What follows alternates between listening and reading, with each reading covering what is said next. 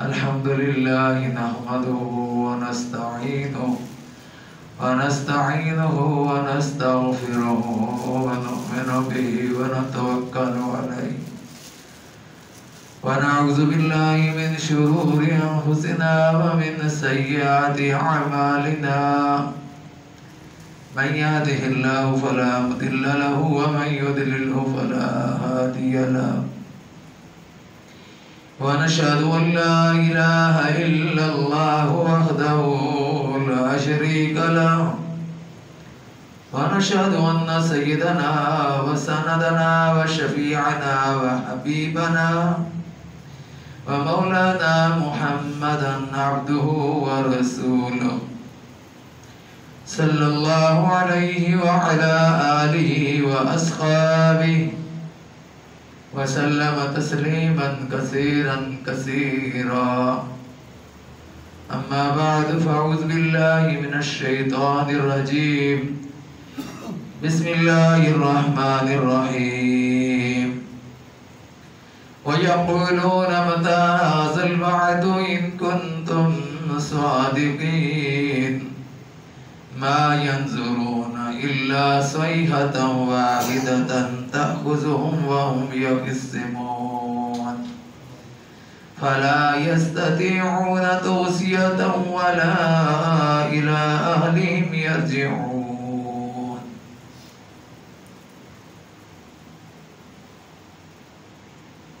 حضرات گرامی قدر السلام علیکم ورحمۃ اللہ وبرکاتہ. میں نے آپ کے سامنے سورہ یاسین کی چند آیات تلاوت کی. اللہ نے اس میں فرمایا ہے کہ اور کہتے ہیں کب ہے یہ وعدہ اگر تم سچے ہو. نہیں دیکھیں گے یہ مگر ایک دہشت ناک آواز کو جو انہیں آ پکڑے گی اور وہ آپس میں جھگڑ رہے ہوں گے. پھر نہ کوئی وصیت کر سکیں گے نہ اپنے گھروں کو واپس جا سکیں گے.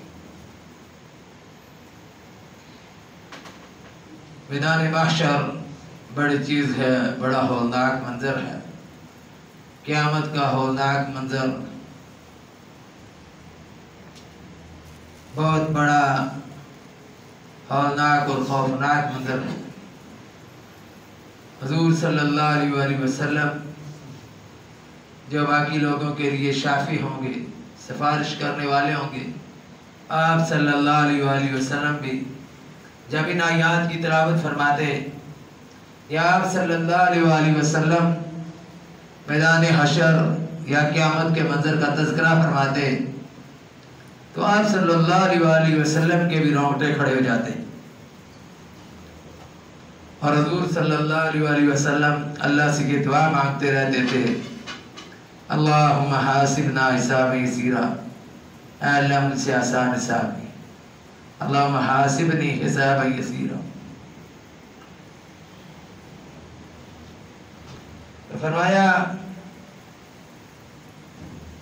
کہ قیامت کا ہولناک منظر بڑی چیز ہے. قبر جو ہے یہ آخرت کی پہلی منزل ہے, اور پھر قبر کی منزل کے بعد آخرت کی دوسری منزل حشر کا میدان ہے, جہاں ابتدائی آفرینش سے, ابتدائی دنیا سے لے کر انتہائی دنیا تک, یعنی قیامت کا پہلا آدمی حضرت آدم علیہ السلام سے لے کر قیامت کے آخری آدمی تک وہاں پر جمع ہوں گے. تمام انسان جمع ہوں گے, تمام جنات جمع ہوں گے. نفسی نفسی کا عالم ہوگا, کوئی کسی کا پرسان حال نہ ہوگا, سب کو اپنی اپنی پڑی ہوگی. حشر کا میدان اس وقت قائم ہوگا جب قیامت آئے گی, اور قیامت اس وقت آئے گی جب حضرت اسرافیل علیہ السلام سور پھونکیں گے. تو ارشاد خداوندی اسی کے متعلق ہے کہ یہ آپ سے پوچھتے ہیں کب وہ واقعہ ہوگا, ہمیں اس واقعے کے متعلق بتاؤ اگر تم سچے ہو. تو فرمایا کہ اس وقت جب یہ واقعہ پیش آئے گا کہ دہشتناک قسم کی آواز ہوگی جو تمہیں آ پکڑے گی اور اس وقت تم لوگ آپس میں جھگڑ رہے ہوگے، اس وقت تم کو موقع نہیں ملے گا کہ کوئی وصیت کر سکو یا اپنے گھروں کو واپس جا سکو، وہیں کے وہیں پکڑے جاؤ گے جس جگہ بھی ہوگے، جس کیفیت اور جس حالت میں ہوگے اسی کیفیت اور اسی حالت میں وہاں پر پکڑے جاؤ گے۔ تو کائناتی عالم دھرم برم جب ہو جائے گی، پہاڑ قرآن فرماتا ہے کہ روئی کے گالوں کی طرح اڑ جائیں گی۔ القاریۃ ما القاریہ وما ادراک ما القاریہ، کھڑکھڑانے والی کیا چیز ہے اور تم کو کیا معلوم کہ وہ کھڑکھڑانے والی کیا چیز ہے۔ یوم یکون الناس کالفراش المبثوث، اس دن انسان ایسے ہوں گے جیسے بکھرے ہوئے پتنگے ہوتے، بکھرے ہوں گے سارے، دنیا میں اکٹھے رہنے والے، ایک جگہ پیدا ہونے والے، ایک جگہ رہنے والے، وہ سارے بکھر بکھر کر کہیں سے کہیں ہو گئے، بکھرے ہو گئے پتنگوں کی طرح۔ وَتَكُونُ الْجِبَالُ كَالْعِهْنِ الْمَنْفُوشِ، پہاڑ روئی کی گالوں کی طرح اڑ رہے ہوں گے۔ اس دن پہاڑ روئی کے گالوں کی طرح اڑ رہے ہوں گے۔ یوم یکون الناس کالفراش المبثوث وتکون الجبال کالعہن المنفوش فاما من ثقلت موازینہ فہو فی عیشۃ راضیہ، یہ کامیاب انسان کا مقام ہے جس کا پلڑا بھاری ہوگا نیکیوں کا، وہ عیش کی زندگی گزار رہا ہوگا، وہ دل پسند زندگی گزار رہا ہوگا، خوشی کی زندگی گزار رہا ہوگا، اس پر کوئی خوف کا اور رنج کا عالم نہیں ہوگا، وہ خوش بخوش ہوگا ان حالات میں بھی جن حالات میں قیامت برپا ہوگی، ان حالات میں بھی جن حالات میں حشر کا میدان لگایا گیا ہوگا، وہاں پر اس پر کوئی خوف اور غم نہیں ہوگا، اس پر تسکین ہوگی، اطمینان ہوگا، تسلی ہوگی، اللہ کی مدد اور نصرت شامل حال ہوگی اس کے نیک اعمال کی وجہ سے، کہ فرمایا کہ اس کے نیک اعمال باری ہوں گی جن کی وجہ سے اس کو یہ اعمال، ان اعمال کی وجہ سے یہ جزا ملے گی۔ فَأَمَّا مَنْ خَفَّتْ مَوَازِينُهُ، وہ جس کے اعمال ہلکے ہوں گے، نیک اعمال تھوڑے ہوں گے، برے اعمال زیادہ ہوں گے۔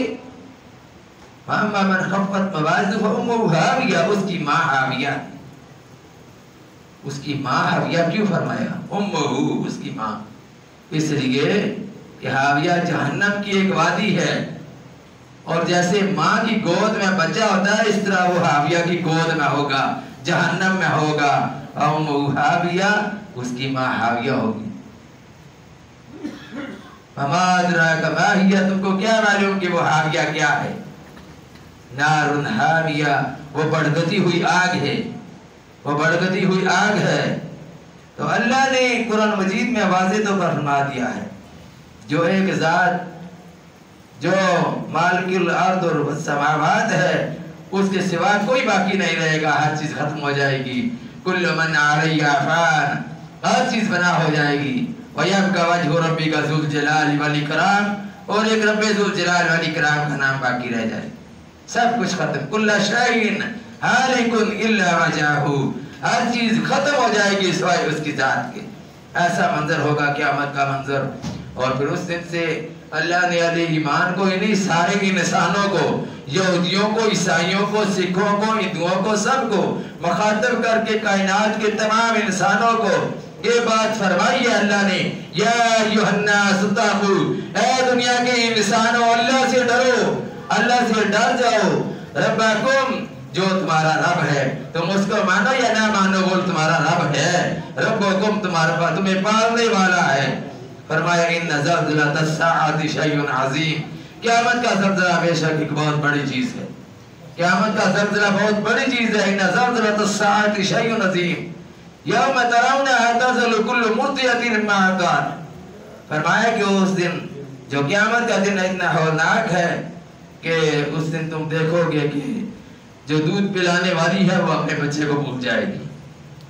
یوم ترونھا کل مرضعۃ عما ارضعت وتضع ذات حمل حملھا وتری الناس سکارى، دودھ پلانے والی اپنے بچے کو اٹھا کر ایسے پھینک دے گی، اٹھایا ہوا ہوگا، گود میں دودھ پلا رہی ہوگی، شفقت کے ساتھ، محبت کے ساتھ اس کو دودھ پلا رہی ہے، گود میں رکھا ہوا ہے، قیامت کا زلزلہ برپا ہو گیا، اس نے ایسے اس کو اٹھا کر پھینک دیا۔ اس کو اپنی پڑ گئی. فرمایا بتا دو کل ذات حمل حملها وتر الناس سکارا، عمل والیوں کے حمل گر جائیں گے اس خوف اور دہشت کی وجہ سے، دہشت ناک دن کی وجہ سے ان حمل والیوں کی حمل بھی گر جائیں گے. وتر الناس سکارا، لوگوں کی کیفیت یہ ہوگی کہ لوگ ایسے معلوم گا جیسے نشے کی کیفیت میں ہیں، دیدے پھرے ہوئے ہیں، اکھاں تارن لگی ہیں، بڑی عجیب کیفیت ہے. دیکھنے والے سمجھیں گے اس کو نشہ ہو گیا ہے، یہ نشے کی کیفیت میں ہے. اللہ فرماتے ہیں وَمَا هُمْ بِسُكَارَى، وہ نشہ نہیں ہوگا، وہ نشہ نہیں ہوگا، وَلَكِنَّ عَذَابَ اللَّهِ شَدِيدٌ، اللہ کا عذاب بھی اتنا سخت ہوگا. قرآن کو پڑھیں تو صحیح ترجمے کے ساتھ، اس کو ذرا سنیں تو صحیح ترجمے کے ساتھ، یہ کیا پیغام آپ کو دیتا ہے اس دن کے متعلق جس دن ہم سب نے اکٹھے ہو کر اللہ کے دربار میں حاضر ہونا ہے. اور وہاں پر حاضر ہی نہیں صرف ہونا، حاضر ہی نہیں صرف ہونا، اپنے ایک ایک عمل کا اللہ کے حساب دینا ہے، اپنی نیکیوں کا کس نیت کس ارادے کے ساتھ نیکیاں کی ہیں. دکھاوا ریاکاری کے محرکات تو نہیں ان کے پیچھے، یا اس کے علاوہ کوئی اور تو نہیں محرکات، کس نیت کس ارادے کے ساتھ نیکیاں کی ہیں. اگر برائیاں کی ہیں تو کیوں کی ہیں، کس دلیری کے ساتھ، کس ڈاٹائی کے ساتھ اللہ کی زمین پر اللہ کے باغی بن کر پھرتے رہے ہو. جواب دو اس بات کا. اور 5 سوال تو ایسے ہوگے میدان حشر میں، کیونکہ میں حشر کے میدان کی اور قیامت کی اکٹھی بات کر رہا ہوں. حشر کے میدان میں جب آدمی جائے گا تو فرمایا کہ اس دن کیا ہوگا، آدم کا بیٹا جو ہے اس سے 5 سوال اس وقت نہیں پوچھ لیے جائیں گے، اس وقت تک اپنی جگہ سے اس کے قدم نہیں ہل سکیں گے، اس وقت تک اپنی جگہ سے اس کے قدم نہیں ہل سکیں گے. پہلا سوال ان عمرہ فیما ابلاہ، اپنی عمر کن کاموں میں گزاری. جواب دے، سب اکٹھے ہیں، جواب دے بھائی اپنی عمر کن کاموں میں گزاری. اب اس کا یہ جواب دے گا، پھر اگلا سوال اسی وقت اس سے ہوگا. 5 سوالوں کی صاحب اس سے کا دینا ہے میدان حشر میں. اگلا سوال ان شبابہ فیما ابلاہ، اپنی جوانی کن کاموں میں گزاری. عمر کے علاوہ جوانی کا حصہ الگ کر کے اس کا حساب لیا جا رہا ہے. جب تیرے اندر زور تھا، تیرے اندر طاقت تھی، تو کچھ کر سکتا تھا، دین کے لیے محنت کر سکتا تھا، دین کے لیے جدوجہد کر سکتا تھا، اپنی سوچوں کو، اپنی صلاحیتوں کو، اپنی قابلیتوں کو اللہ کے دین کے راستے پر لگا سکتا تھا. اس وقت تو نے اللہ کے دین کے لیے کیا جدوجہد کی. جوانی کا نصاب نہیں ہوگا 900 چکے کھا کر بلی آج کو چلی گئی، ایسا بھی نصاب ہوگا، پچھلا صاحب ہوگا. جوانی کن کاموں میں گزاری، صاحب دے. ان عمری فی ان شبابی فی ما ابلاہ، شباب کن کاموں میں گزارا. سارا دن بے حیائی اور برائی کی طرف لگے رہے اور بدنگائی کرتے رہے، نظر بازی کرتے رہے، کرکٹ کے میدانوں میں جوانی کے لمحات گزارے، برائی اور بے حیائی کی دہلیز پر جوانی کی جو ہے اپنی جوانی کو گزارا. کن کاموں میں گزارا، کدھر لگائی.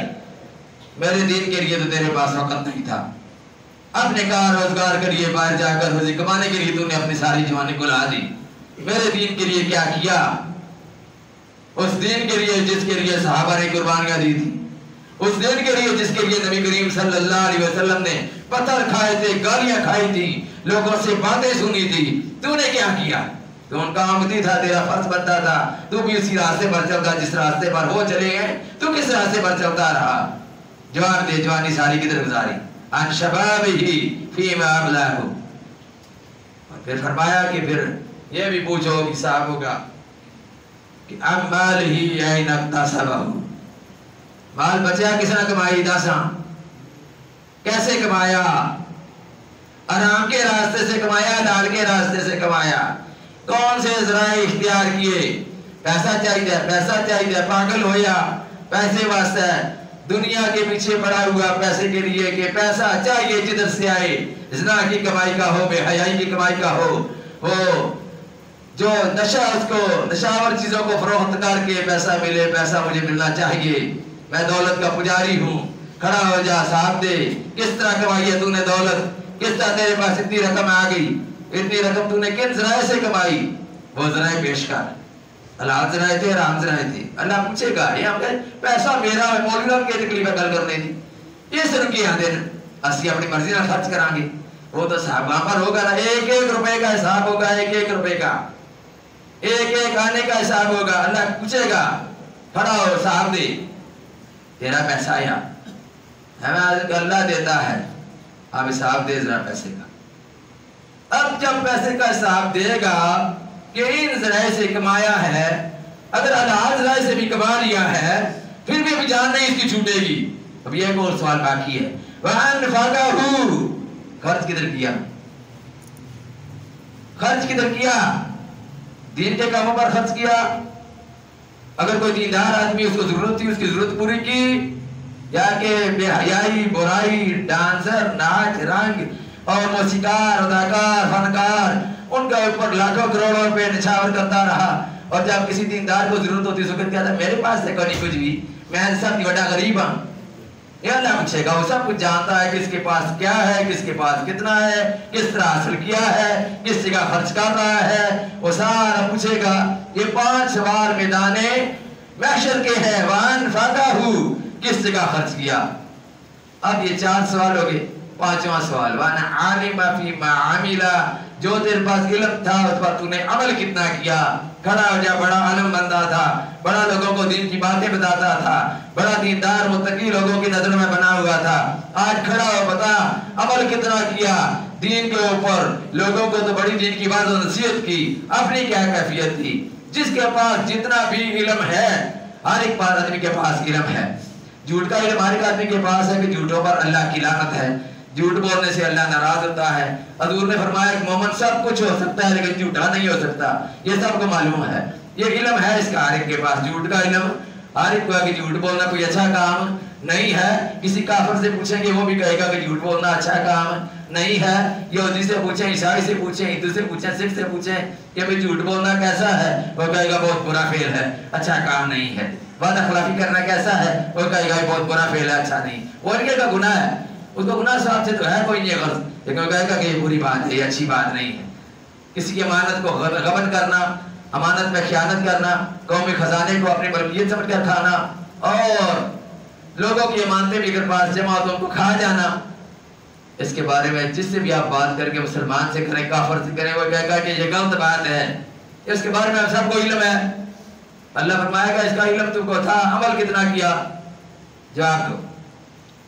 جتنا بھی علم تھا, جس کے پاس بھی جتنا علم تھا, یہ موٹا موٹا علم تو سب کے پاس ہے نا, ہر ایک آدمی جانتا ہے. اتنا تو صاحب دینا ہی ہوگا ہر ایک آدمی نے اللہ کی عدالت میں کھڑے ہو کر. اب جب وہاں پر یہ کھڑے ہوں گے تو وَنُفِخَ فِي الصُّورِ فَإِذَا هُمْ مِنَ الْأَجْدَاثِ إِلَىٰ رَبِّهِمْ يَنْسِلُونَ اور دوبارہ سور پھونکا جائے گا.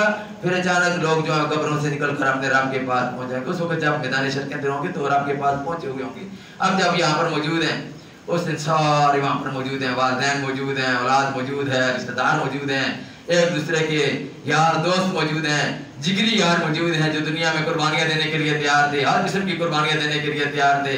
قرآن فرماتا ہے یوم یفر المرء من اخیہ, اس دن بھائی بھائی سے بھاگے گا, بھائی بھائی کو چھوڑ کر بھاگے گا. یوم یفر المرء من اخیہ و امہ و ابیہ, ماں سے بھاگے گا, باپ سے بھاگے گا, وصاحبتہ و بنیہ, اپنی بیوی سے بھاگے گا, اپنے بچوں سے بھاگے گا جن کے لیے ساری دوڑ دھوپ کرتا رہا, تگو دو کرتا رہا, حلال حرام کی پرواہ کیے بغیر خون پسینے کر کے ان کے لیے کمائی کرتا رہا. میرے بچے خوش رہے, میری بیگم خوش رہے. بیگم کہتی ہے کار چاہیے, چل چلیے کار لے آنے ہیں, کوٹھی چاہیے, چل کوٹھی بنا لینے ہیں, اور دولت چاہیے, چلو دولت لے آتے ہیں, اور ذرا کوئی نوکر وغیرہ چاہیے, ٹھیک ہے نوکر وغیرہ لے آتے ہیں. ساری خواہشات پوری کرتے ہیں. کس طرح سے کرتے ہیں, کس طرح کرتے ہیں, یہ اللہ کی عدالت میں ساتھ دینا ہے. اللہ پوچھے گا. پھر یہ بات ہے کہ جب سارے بھاگیں گے جن کے لیے سب کچھ کر رہا ہے, وہ کہیں گے کہ نہیں جی ہمارے پاس تمہارے لیے کوئی جگہ نہیں ہے, کوئی گنجائش نہیں ہے, تم جانو تمہارا کام جانے. کوئی کسی کو ایک نیکی دینے کے لیے بھی تیار نہیں ہوگا. یوم یفر المرء من اخیہ و امہ و ابیہ و صاحبتہ و بنیہ و فصیلتہ التی تؤویہ و من فی الارض جمیعا ثم ینجیہ. وہ کہے گا ان سب کو یا اللہ لے لے, ان کو سب کو لے لے, میری جان چھوڑ دے, ان سب کو جہنم میں بھیج دے, میری جان چھوڑ دے. دنیا ساری کے لوگوں کو فدیے میں دینے کے لیے تیار ہوں, دنیا ساری کو میں فدیے میں دینے کے لیے تیار ہوں, لے لے فدیے میں سب کچھ, میری جان چھوڑ دے. اللہ فرمائے گا نا اللہ ہرگز نہیں, اپنے اعمال کا حساب تو دینا ہے. آج کل بھی تو پھنسے ہیں, حساب دے, تو اس لیے ہر ایک نے اللہ کی عدالت میں کھڑے ہونا ہے، چاہے کوئی عالم ہو چاہے کوئی جاہل ہو، امیر ہو غریب ہو فقیر ہو، سب اللہ کی عدالت میں کھڑے ہوں گے، اپنے اعمال کا حساب دیں گے۔ یہ الگ بات ہے کہ جس کے پاس دنیاوی ساز و سامان زیادہ ہوگا، لازمی بات ہے اس سے حساب کتاب زیادہ ہوگا۔ وہ میں آپ کو بتاتا ہوں کہ گدھے والا جب فوت ہو گیا نا، گدھا گاڑی والا، تو کسی آدمی کو بعد میں خواب میں آیا، اس نے خواب میں آ کر کہا کہ میرے پاس جو گدھا گاڑی ہے میں اس کا حساب کتاب دینے میں پھنسا ہوا ہوں، مجھ سے سوال ہو رہی ہیں کہ اس کے اوپر وزن تو اس کی طاقت سے زیادہ لاتا تھا، اس کو کھلاتا کیسے تھا، کم کیوں کھلاتا تھا، پانی کے وقت پر نہیں پلاتا تھا، اور اس کی جو ضروریات تھی وہ کیوں نہیں پوری کرتا تھا، یہ ایک جاندار مال تھا جو تیری خدمت پر لگایا گیا تھا، تو نے اس کے ساتھ کیا سلوک کیا۔ وہ اس کا حساب کتاب دینے میں پھنسا ہوا تھا۔ وہ کہنے لگا اس کو خواب میں آ کر میں تو ایک گدھا گاڑی کے بارے میں حساب کتاب دینے میں پھنسا ہوا ہوں، تو ان لوگوں کا کیا حال ہوگا جن کے پاس زیادہ جائیدادیں، زیادہ مال، زیادہ دولت، زیادہ بنگلے، زیادہ کوٹھیاں ہیں، وہ کیسے اللہ کی عدالت میں کھڑے کر حساب کتاب دیں گے۔ بات یاد رکھیں، ہم نے ایک دن اللہ کے سامنے حاضر ہونا ہے۔